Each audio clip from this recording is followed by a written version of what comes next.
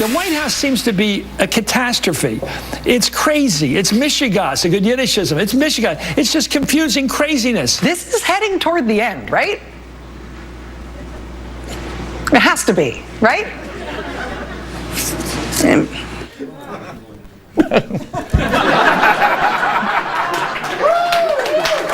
So now, who's the crazy aunt and uncle?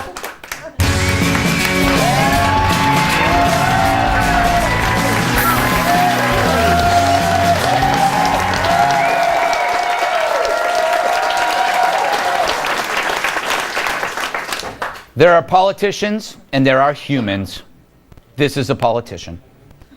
In too many parts of the world, especially in the Middle East, there's been a breakdown of order that's been building for decades.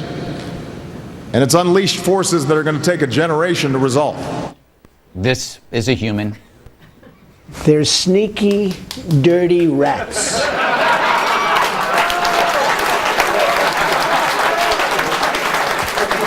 This is a politician. We will prevail because America is a great country.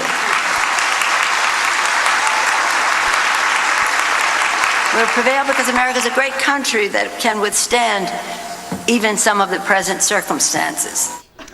This is a human. How am I doing? Am I doing okay? I'm president. Hey, I'm president. Can you believe it, right?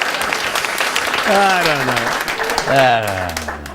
know. So, when a politician is told that a friend is toxic, he'll drop him like a hot potato with syphilis. But a human being with no political experience relies on something called loyalty. Maybe that's why Donald Trump said to James Comey, "Hey, go easy on Mike Flynn." Now, that's not political, but it's human. Come to think of it, every Trump error is human, not political. Defending Flynn, human.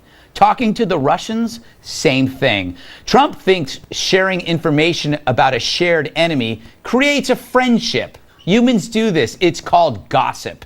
If I tell you what Lou Dobbs does before every show, you'll like me more. It's true. FYI, he eats a mouse. So Trump's not a Beltway pro. He's a salesman from Queens. He could sell cooties to a 6-year-old. Everything's a blunt negotiation, and the only difference is he's open about it. What's discussed behind closed doors, bribes, bombings, waterboarding, Trump says it to your face. Of course I gave money to the Democrats. Of course waterboarding works. ISIS, I say, bomb the out of them.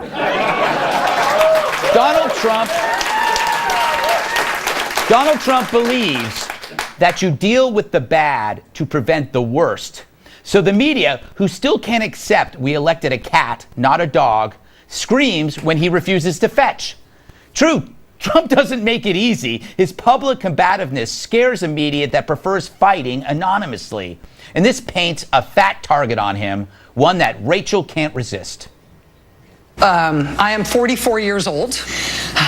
I'm 44 years old. 44 years ago today, 44 years ago today, in 1973, the televised Watergate hearings. How old is she again? And you better buy this Russian story or else you're a denier. It's deny, deflect, downplay. Right. That's basically what the coverage is these days. All about providing a counter narrative. The Trump White House helps do this, but really it's pro-Trump media that help do this. Provide a counter narrative for people to share on their Facebook pages, to share on Twitter, and to discuss with their friends. Oh, God forbid, discussing this with your friends. Oh my God, you mean a point of view that you dopes didn't think of? And so it seems like Hillary's plan is working. Remember who pushed the Russian tampering story? Hillary. See, it's Russia's fault that she lost. Despite being the most lifeless candidate since Carl Geary ran for mayor of Tracy City, Tennessee. He was dead at the time. He still won. Unlike Hillary, she lost. Here's why. Now, having said all this, why aren't I 50 points ahead, you might ask?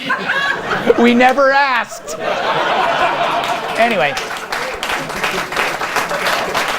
I've never been a defender of Trump, but remove his personality flaws and you find ideas that his critics secretly love but were too scared to voice.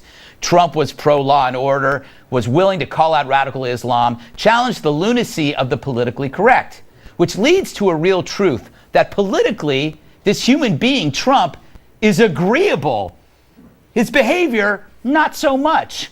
So it's war, Mean Girls style, over really dumb stuff. And it's done in a world beset by dark forces that laugh at our petty outrages.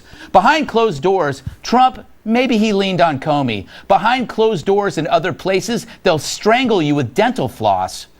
You saw those Turkish henchmen beat up protesters the other day? That was in our country. That's how the rest of the world is. It's men in bad suits who know exactly where to kick you just for fun. That attack on our turf shows you how America would be if there was no America to be. It's something the left never considers. It's something Trump thinks about every day. If only he could say it better.